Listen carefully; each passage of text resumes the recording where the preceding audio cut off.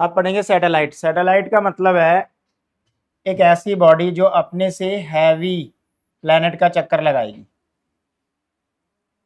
तो let us consider एक planet जिसका मास m है। इस प्लैनेट के सरफेस से सर्टेन हाइट पे एक अनदर बॉडी है जिसका मास m है, वो इसका चक्कर लगाएगी, इसके अबाउट ऐसे रोड गोल गोल घूमेगी।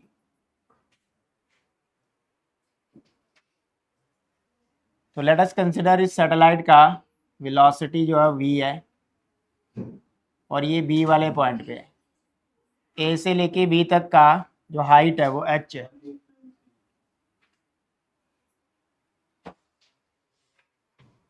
इसकी हाइट है h। अर्थ का रेडियस क्या हो गया r। A body which revolve around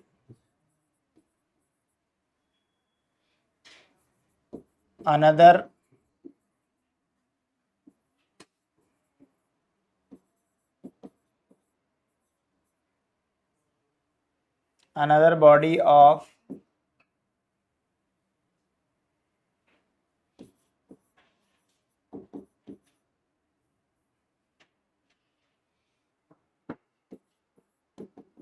higher mass।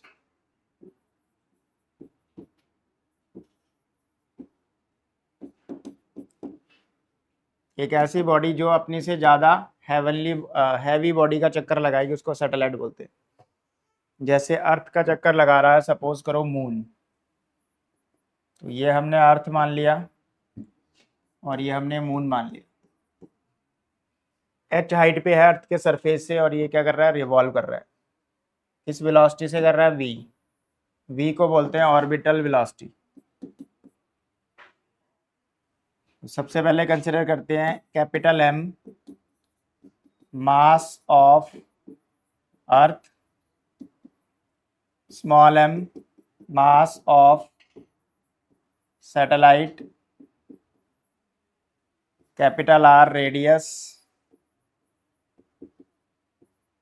Of earth, और जिस ऑर्बिट में ये चक्कर लगा रही है इसको बोलेंगे ऑर्बिटल रेडियस। ये किसके इक्वल होएगा, r प्लस h के।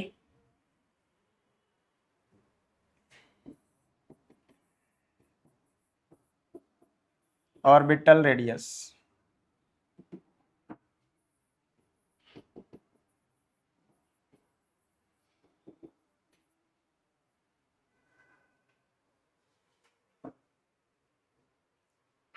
तो सबसे पहले फाइंड आउट करते हैं इसकी ऑर्बिटल वेलोसिटी।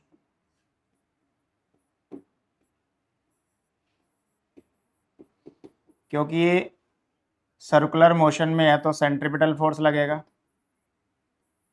तो सेंट्रीपिटल फोर्स ग्रेविटेशनल फोर्स के इक्वल होता है mv² by r, g capital M small m divide by r²।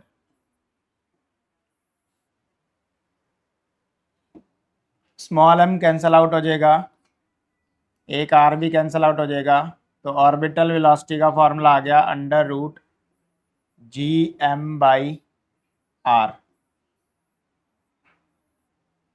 अब जो स्मॉल r था वो मैंने क्या बताया था, r plus H. Small r को r प्लस एच डाल दो, √gm/r प्लस एच। यहाँ पे हम रीजन दे देंगे, स्मॉल r को हमने क्या डाल दिया, r प्लस एच।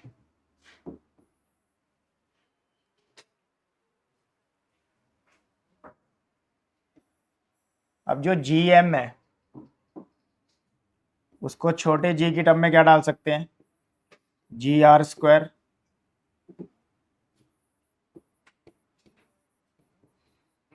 क्योंकि जो छोटा g होता है वो होता है gm/r²। अब अगर h बहुत छोटा है, if h is very very less then r, तो हम आर प्लस एच की जगह सिर्फ आर ही पुट कर देंगे। तो v इक्वल टू आ जाएगा under root G R square, नीचे आर ही पुट कर दिया, आर से आर कट गया, तो अंडर रूट जी आर इसका आंसर आ गया।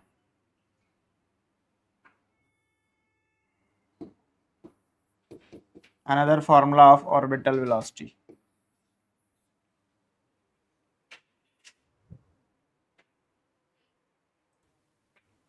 सेकंड पार्ट है time period of satellite.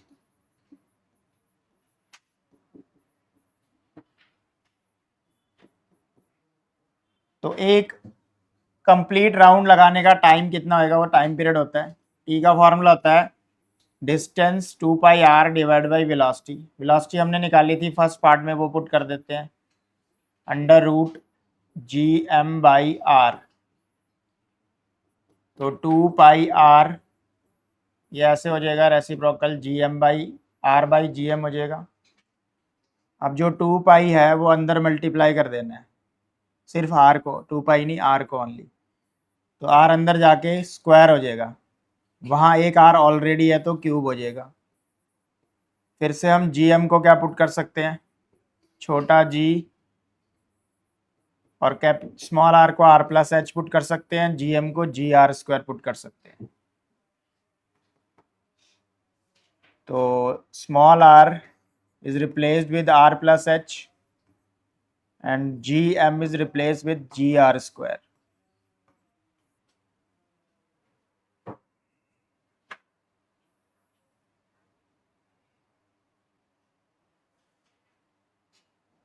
Again, if h is less than r plus h similar to r,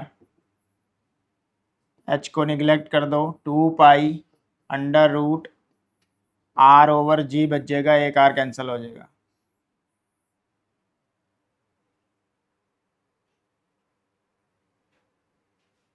this is equation number 1। Equation number 2, इसको density की term में भी निकाल सकते हैं। फर्स्ट इक्वेशन में देखो मास को डेंसिटी से रिप्लेस कर देंगे, put capital M equal to 4/3 pi R cube into rho, mass होता है volume into density.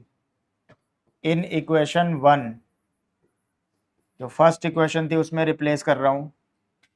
First equation है 2 pi R under root R upon G M की जगह क्या डालना है, वॉल्यूम इंटू डेंसिटी। जी तो रहेगा, मास की जगह डालना है।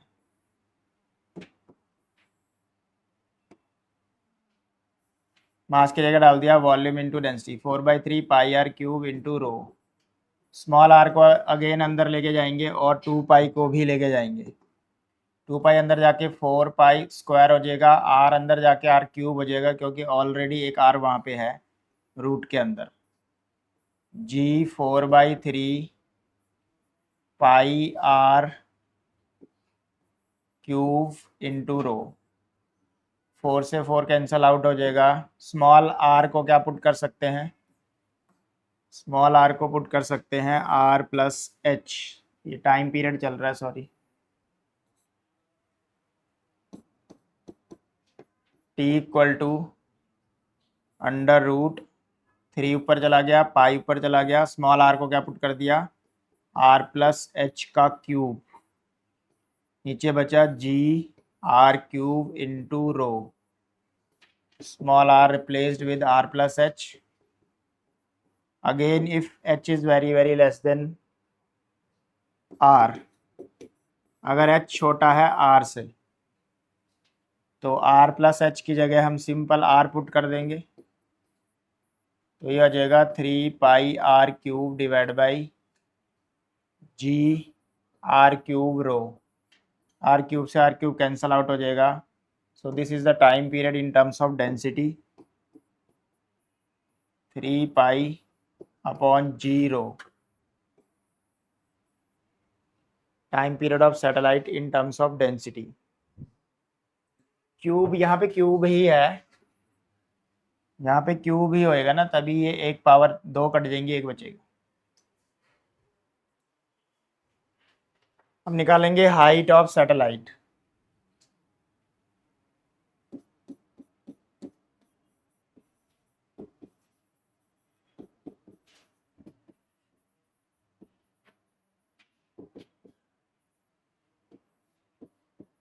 अर्थ के सरफेस से कितनी हाइट इस सैटेलाइट की होती है, उसके लिए फॉर्मूला हम यहीं से डिराइव कर लेंगे। टाइम पीरियड वाला पिक करते हैं, एच वाला। दिस इज ये वाला formula, T equal to 2 pi under root, first equation pick कर लो चाहे, या सीधा ये 2 pi under root R plus H का cube divide by G R square. As time period का फॉर्मूला हमने निकाला था 2 pi under root R plus H cube divide by G R square. Squaring both side करेंगे, यहाँ से H को अलग कर लेंगे, 4 pi square R plus H का cube divide by G R square.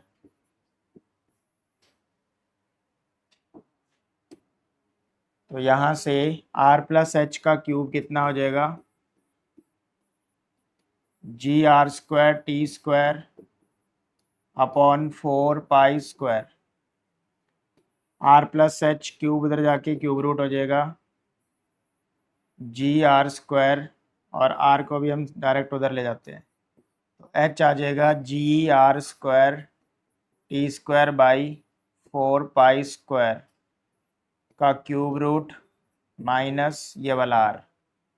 So this is the height of satellite.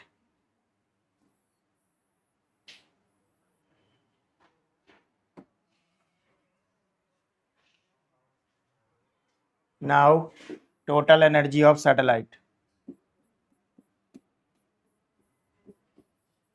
Total energy of satellite. Total energy का formula होता है kinetic energy plus potential energy. Kinetic energy half M V square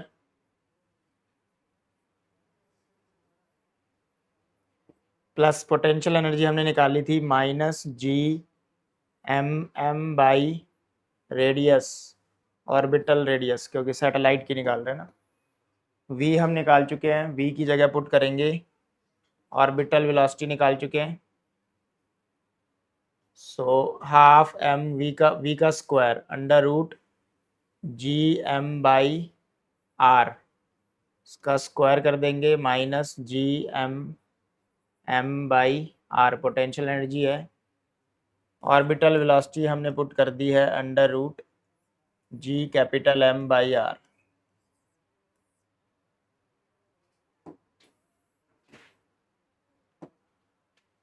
square से root cancel out हो जाएगा और common आ जाएगा G capital M small M divide by R.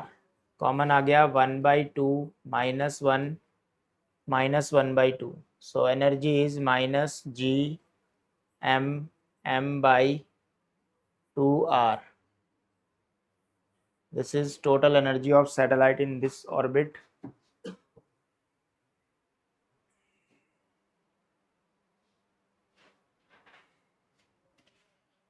इसका रिलेशन काइनेटिक एनर्जी के साथ क्या होगा, काइनेटिक एनर्जी कितनी है, G M M by 2r है, तो टोटल एनर्जी और काइनेटिक एनर्जी में क्या रिलेशन होता है, सिर्फ माइनस का।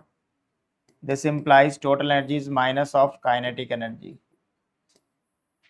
और पोटेंशियल एनर्जी के साथ क्या रिलेशन होता है, पोटेंशियल एनर्जी में क्या है, minus G M M by R, और यहाँ पे क्या है, minus G M M by 2r। अगर इसको 2 से डिवाइड करें तो टोटल एनर्जी निकल आएगी। This implies potential energy is E by 2, नहीं E इक्वल, उसको 2 से डिवाइड करें तो E equal to U by 2। Total energy potential energy का क्या आ जाएगा, हाफ। पोटेंशियल एनर्जी को अगर 2 से डिवाइड करेंगे तो टोटल एनर्जी आ जाएगी।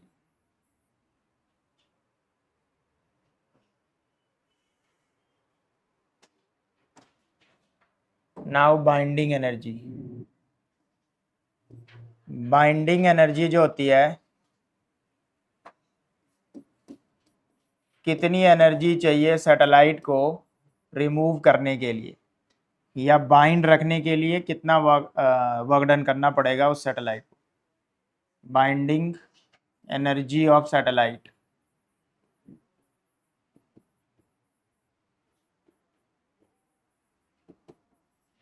किसी भी सैटेलाइट को उसकी ऑर्बिट से रिमूव करने का work done, the work done to remove satellite from its orbit, वो होती है बाइंडिंग एनर्जी। कितना वर्क डन करना पड़ेगा, जितनी उसकी वहां पे एनर्जी है उसका positive. So binding energy is minus of total energy. Total energy कितनी है उसका अपोजिट काम करना पड़ेगा ना, इसलिए minus. Minus G M M by 2 R, ये थी total energy. So binding energy total energy का अपोजिट होएगा।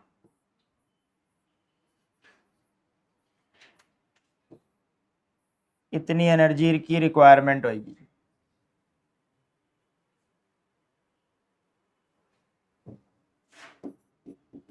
Angular momentum. किसी भी सैटेलाइट का एंगुलर मोमेंटम कितना होएगा, mv/r। v हमने निकाला था √G∠M/r इंटू ये वाला r को अंदर मल्टीप्लाई कर देंगे तो l आ जाएगा, m अंदर मल्टीप्लाई करेंगे स्क्वायर हो जाएगा, स्क्वायर से एक नीचे वाला r कट जाएगा। gm को gr² पुट कर सकते हैं, छोटा gr² और छोटे r को क्या पुट कर सकते हैं, r+h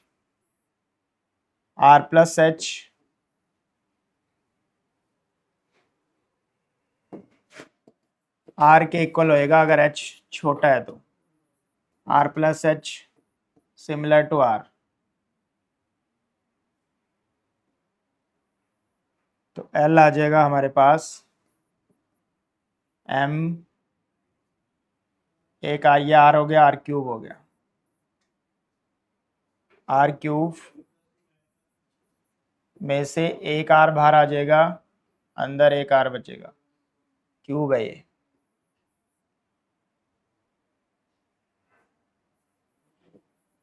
So this is angular momentum of that satellite.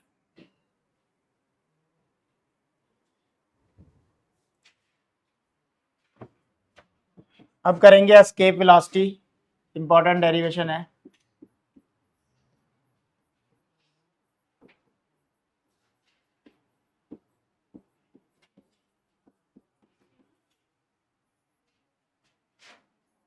We से डिनोट करेंगे, the minimum velocity required, minimum velocity required to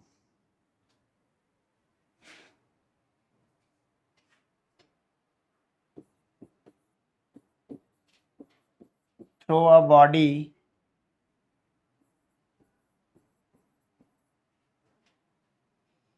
which just crosses the gravitational field of Earth।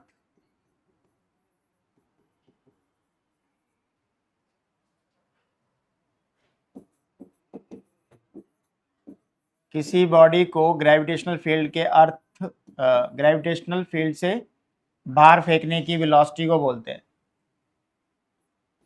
Escape velocity.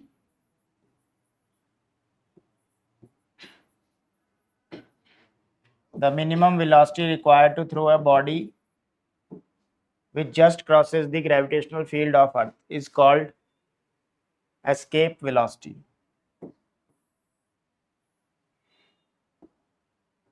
तो मान लेते हैं कि यह है अर्थ, यहां से हमें उस बॉडी को थ्रो करना है और ग्रेविटेशनल फील्ड को क्रॉस करवा देना है।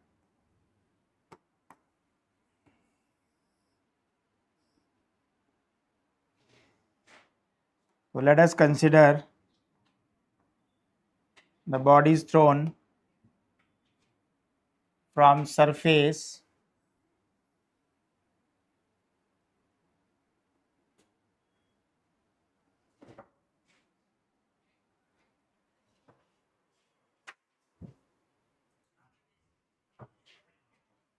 so this is radius। यहां से इस बॉडी को प्रोजेक्ट किया ए वाले पॉइंट से, या पी मान लेते हैं इसको, this is O P. V velocity से प्रोजेक्ट किया एस्केप वेलोसिटी से वी ई, और दो छोटे से पॉइंट कंसिडर कर लिए ए और बी। ये वाला डिस्प्लेसमेंट डी एक्स, ए से सेंटर तक का जो गैप है वो एक्स मान लिया, और कहाँ फेंकना है इसको, इन्फिनिटी तक। सो अगेन एनर्जी निकालनी है और वर्क एनर्जी थ्योरम लगा देनी है। तो लेट कर लेते हैं capital M is the mass of earth concentrated at the center, capital R radius of earth, small m mass of body जिसको थ्रो करना है, वी ई उसकी एस्केप वेलोसिटी होएगी अगर वो ग्रेविटेशनल फील्ड को क्रॉस कर देती है। लेट ओ से लेके ए तक डिस्प्लेसमेंट एक्स मान लिया डिस्टेंस, और ए से बी तक हमने मान लिया D X. Force on mass M at A वाले पॉइंट पे कितना ग्रेविटेशनल फोर्स लगेगा इस बॉडी पे, F equal to G M M over X square.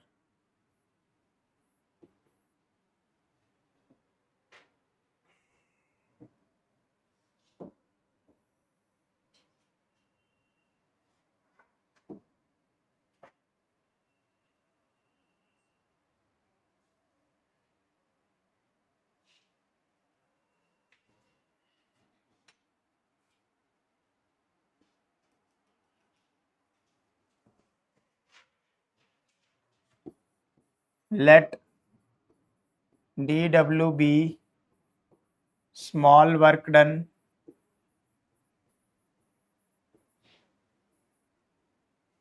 from A to B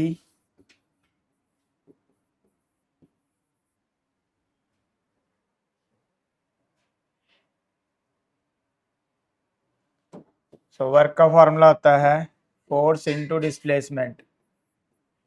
force की जगह डाल दो G M M by X square.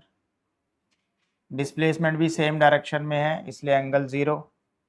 Integrating both side, limit क्या लेनी है, आर से इन्फिनिटी, पी वाले पॉइंट से कहाँ फेंकना है, इन्फिनिटी तक। तो ये डब्ल्यू हो गया,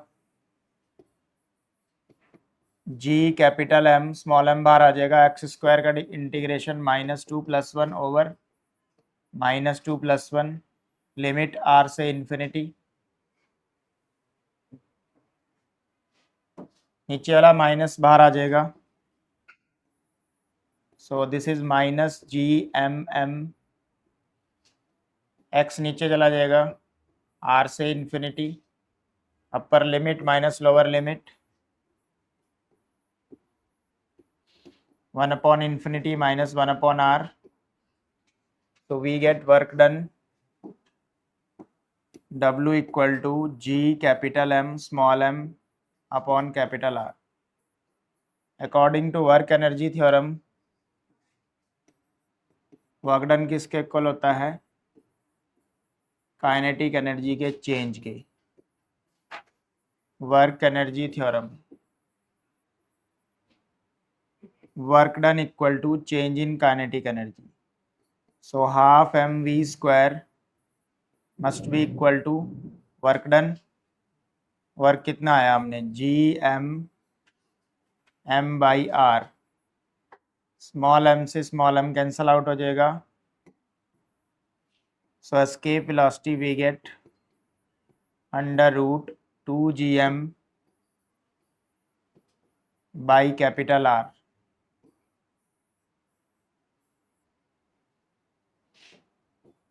capital gm is replaced with small g into r। gm क्या होता है? G R square.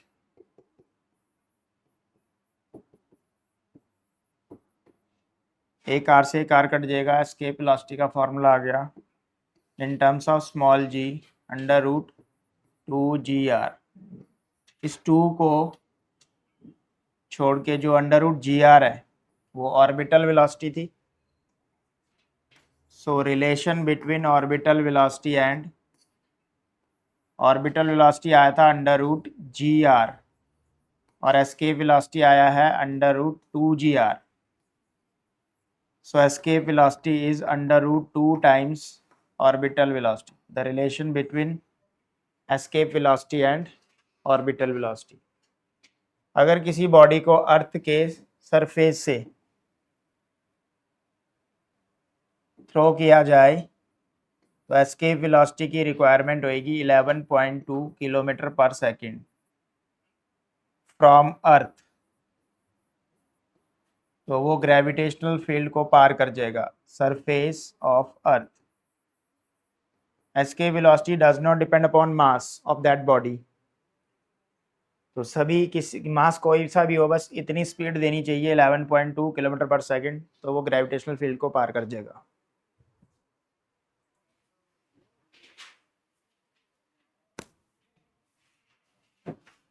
Now Kepler's law of planetary motion.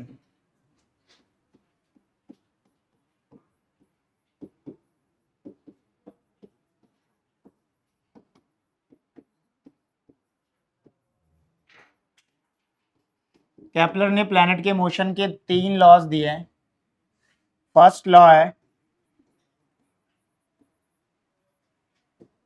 कि जितने भी प्लैनेट हैं वो सब सन के अराउंड रिवॉल्व करते हैं और वो भी एक इलिप्टिकल ऑर्बिट में।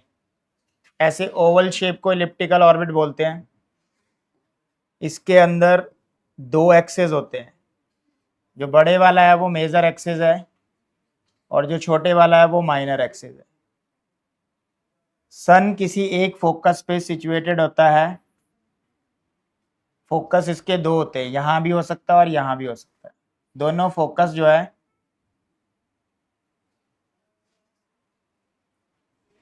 मेजर एक्सेस पे लाई करते हैं।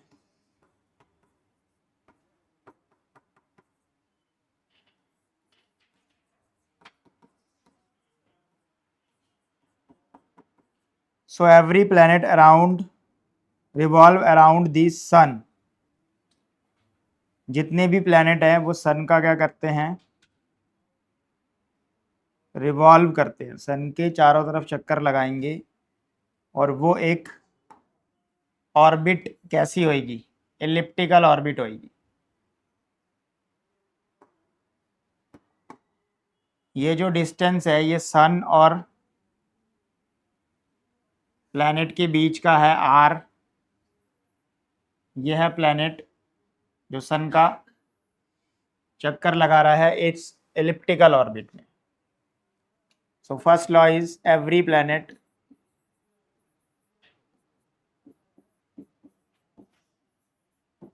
revolves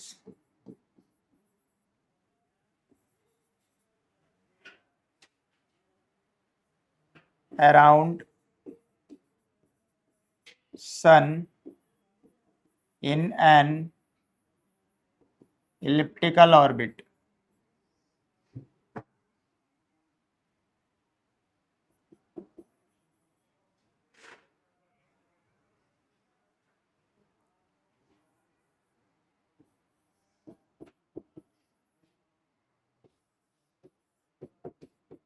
एक इलिप्टिकल ऑर्बिट में ये क्या करते हैं, रिवॉल्व करते हैं।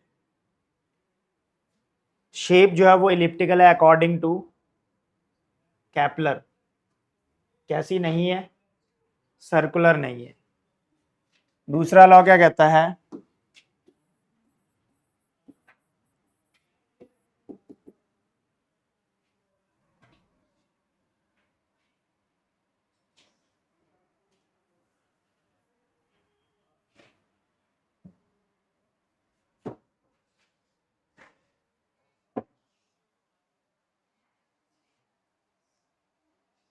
कि जो भी ये प्लैनेट की लाइन ज्वाइनिंग है ये इक्वल एरिया स्वीप करेगी इक्वल इंटरवल ऑफ टाइम। तो मान लो यहाँ प्लैनेट अभी P1 पोजीशन पे है, थोड़ी देर बाद यहाँ पहुंच गया P2 पोजीशन पे,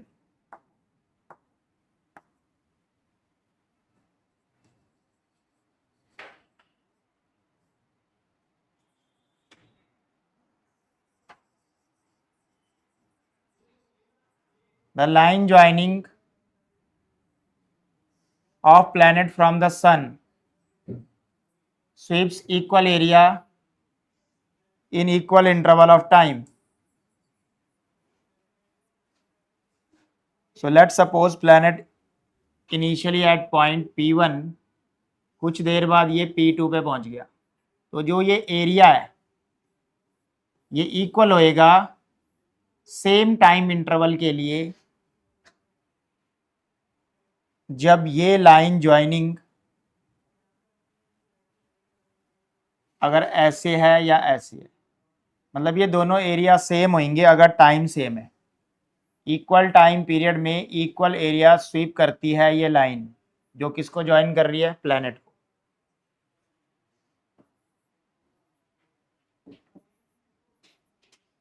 So statement is line joining of planet from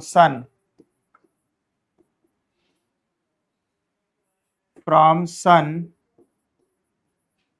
sweeps equal area in equal interval of time.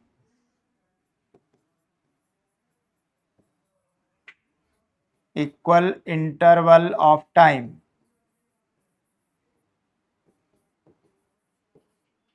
Hence, aerial velocity remains same. Aerial velocity क्या होती है, dA/dt. dA/dt. This is aerial velocity. Remains constant. Area covered in particular time remains same या constant.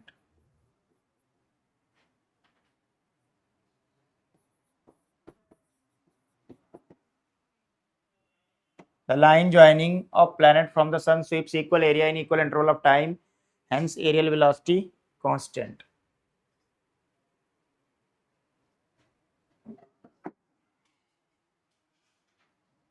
अब ध्यान से देखिए, तो कहने का मतलब है कि सन SP1 P2 जो एरिया है डायग्राम में, जो एरिया SP1 P2 है वो इक्वल है एरिया SP3 P4 के। ये वाला एरिया इस एरिया के इक्वल है क्योंकि टाइम सेम है।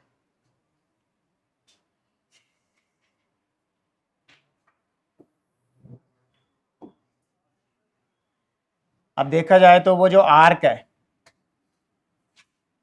ये P1 P2 आर्क छोटी है और P3 P4 आर्क क्या है, बड़ी है। तो लॉजिक यही है,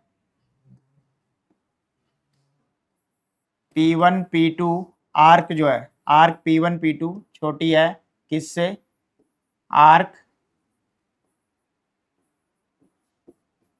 P3 P4 से।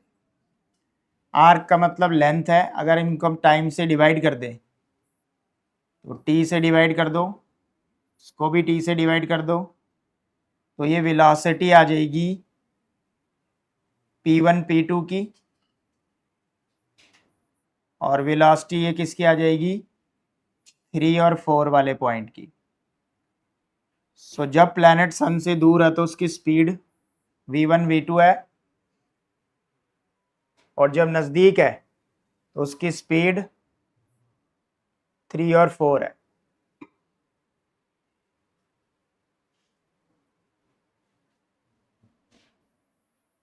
इलिप्स के फार पॉइंट को बोलते हैं एपीहीलियन,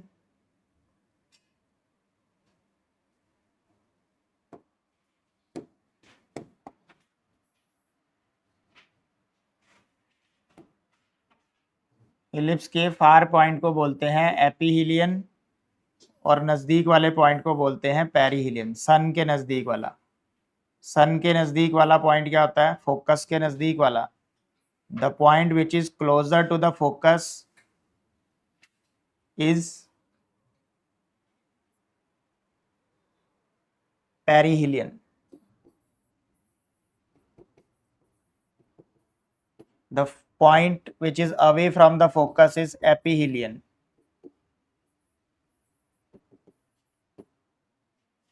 So this distance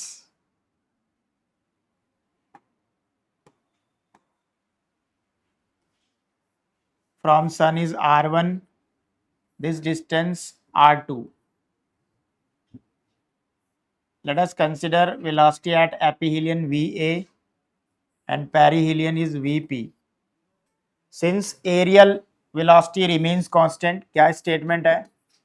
Since dA by dt constant, अब हमने पढ़ा था dA by dt angular momentum से रिलेटेड है, तो L का फॉर्मूला पढ़ा था 2m dA by dt, तो इसको हम L by 2m पुट कर सकते हैं।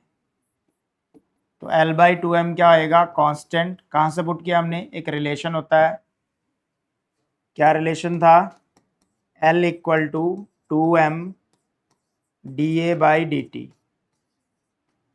So dA by dt can be replaced with L by m, 2m, तो L by 2m से इसको रिप्लेस कर दिया, तो L कांस्टेंट हो गया। दिस इंप्लाइज एंगुलर मोमेंटम क्या रहता है? कांस्टेंट। एंगुलर मोमेंटम का फॉर्मूला होता है मास इनटू वेलोसिटी, तो एम वी एपीहीलियन वाला, और एम वी आर होता है फॉर्मूला। आर कितना है उसका? r2, और क्लोज जब आएगा तो यहाँ पे वेलोसिटी कितनी है? vp, और डिस्टेंस है r1, cancel out.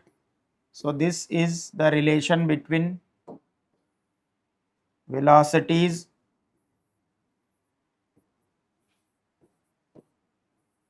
at ephelion and perihelion.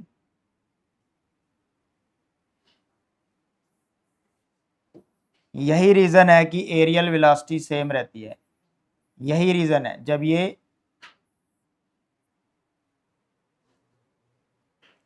देखो सन यहाँ पे है, ये आर बढ़ गया, r2 बढ़ेगा तो va, r2 बढ़ेगा तो va कम हो जाएगा, और r1 बढ़ेगा तो r2 ज्यादा है तो va कम होएगा।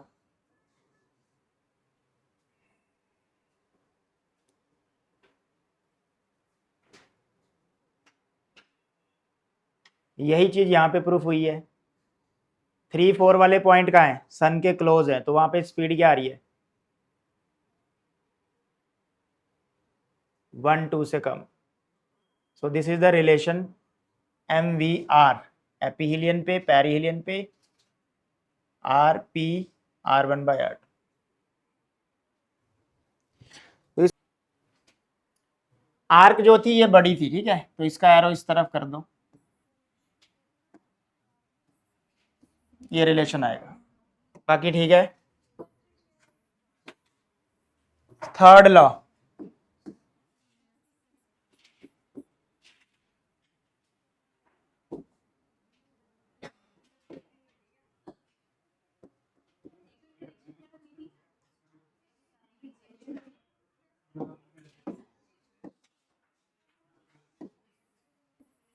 थर्ड लॉ क्या कहता है? square of time period of satellite, sorry, planet, square of time period of planet around sun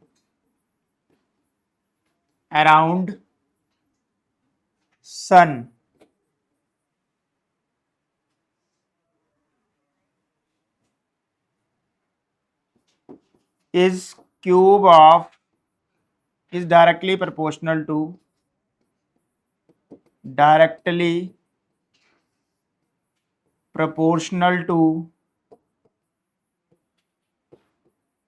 cube of semi major axis.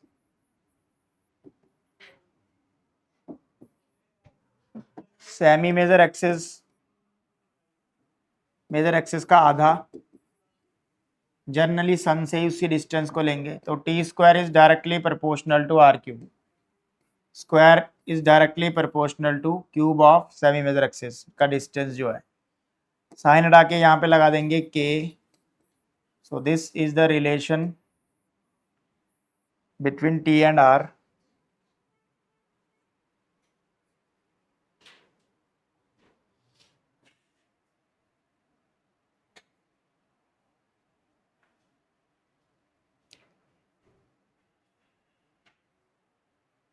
इसको हम डिराइव भी कर सकते हैं, रिडक्शन ऑफ थर्ड लॉ।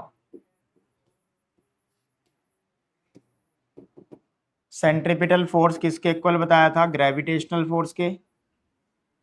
तो इस सिचुएशन में प्लैनेट हो गया छोटा एम और कैपिटल एम हो गया मास ऑफ सन।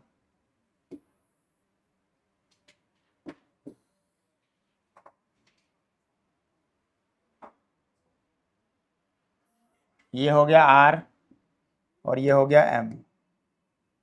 वैसे तो ये सर्कुलर मोशन ही कंसीडर करेंगे, सन का मास कैपिटल एम ले रहे हैं और प्लैनेट का मास स्मॉल एम ले रहे हैं। सो दिस रिवॉल्व कौन कर रहा है? प्लैनेट v वेलोसिटी से। तो सेंट्रीपिटल फोर्स प्लैनेट पे लगेगा mv²/r, और दोनों के बीच में फोर्स क्या होगा? Mass of sun mass of planet divide by r²। इससे कैंसल आउट हो जाएगा, एक आर से एक आर कट गया। v को हम r ओमेगा पुट कर सकते हैं, v होता है r omega, r² omega square हो जाएगा ये gm/r। v को क्या पुट किया हमने? r ओमेगा, ओमेगा को 2π/t, तो r क्यूब हो जाएगा, ये r इधर आ गया। इस ओमेगा को 2π/t रिप्लेस कर सकते हैं इन terms of time period. Omega is replaced with 2π/t। यहां से r³ 4π² t² इक्वल टू आ जाएगा gm। तो m आ जाएगा 4π² r³ upon g into T. तो ये एक इंपॉर्टेंट फॉर्मूला है जिससे हम किसी भी प्लेनेट का मास निकाल सकते हैं। ये कौन सा किसका मास होएगा? जो रेस्ट पे है, जैसे इस केस में कौन है? सन रेस्ट पे है। तो जिस बॉडी का चक्कर लगाते हैं उसका मास का फॉर्मूला ये होता है। यहीं से हम टाइम को अलग कर देंगे, t² है ये, t² इक्वल टू आ जाएगा 4π² इंटू r³। ये कांस्टेंट टर्म है, तो t² is directly proportional to r³ डाल दिया।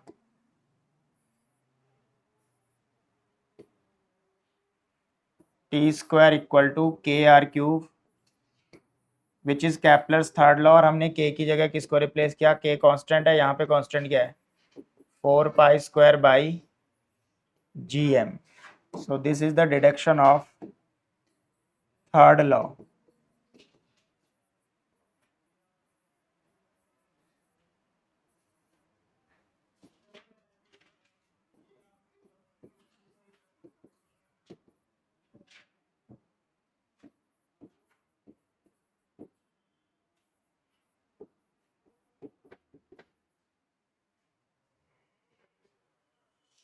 न्यूटन्स का ग्रेविटेशनल लॉ प्रूफ करेंगे अब थर्ड लॉ की हेल्प से। कैप्लस के थर्ड लॉ से हम न्यूटन्स का लॉ प्रूफ कर रहे हैं। Newton's law of gravitation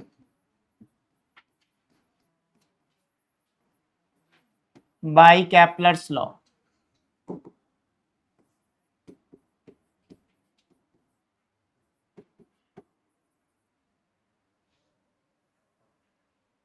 Kepler's का कौन सा लॉ? Third law.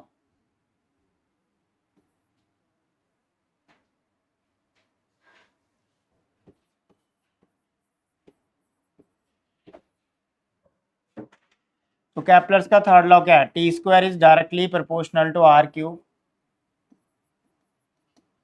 तो टी स्क्वायर इक्वल टू हो जाएगा के आर क्यूब। टाइम को ब्रेक कर सकते हैं, 2 pi R divide by V का square is equal to K R cube by K R cube. अब यह है सन जिसका मास कैपिटल एम और यह है प्लैनेट जिसका मास स्मॉल एम। इन दोनों के बीच में डिस्टेंस क्या है? आर। तो अगर ये ऐसे गोल गोल इसका रिवॉल्व कर रहा है, सन के अराउंड ऐसे रिवॉल्व कर रहा है, यही तो कैप्लर्स का लॉ है।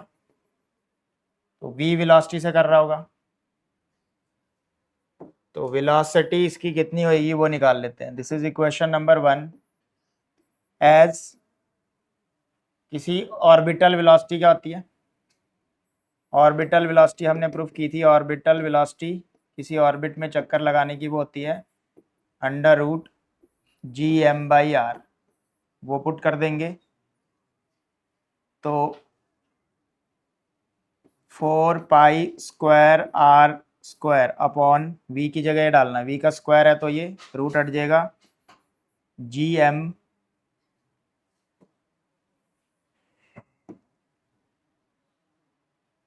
बाई आर, आर ऊपर चला जाएगा, यहाँ पे आ गया के आर क्यूब। अब आर क्यूब से आर क्यूब कट जाएगा तो के की वैल्यू आ जाएगी 4 pi square G M.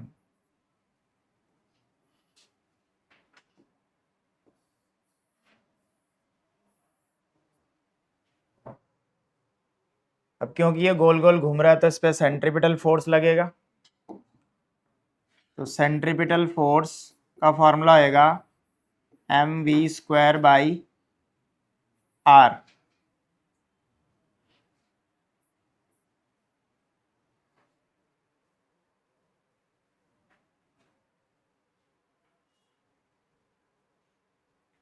v की वैल्यू हम कैप्लर्स के लॉ से निकालेंगे। m बाई आर को ऐसे रहने दो। कैप्लर्स के लॉ से v की वैल्यू क्या आएगी? यहाँ से फर्स्ट इक्वेशन से v स्क्वायर की वैल्यू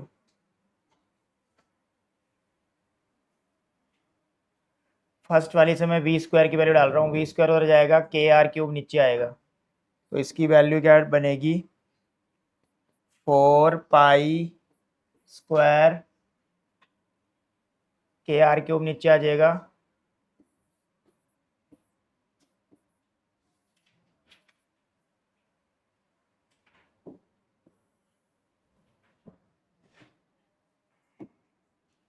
अब यहाँ पे कुछ कैंसल आउट हो रहा है, आर स्क्वायर से ये आर क्यूब, एक ये आर स्क्वायर हो जाएगा।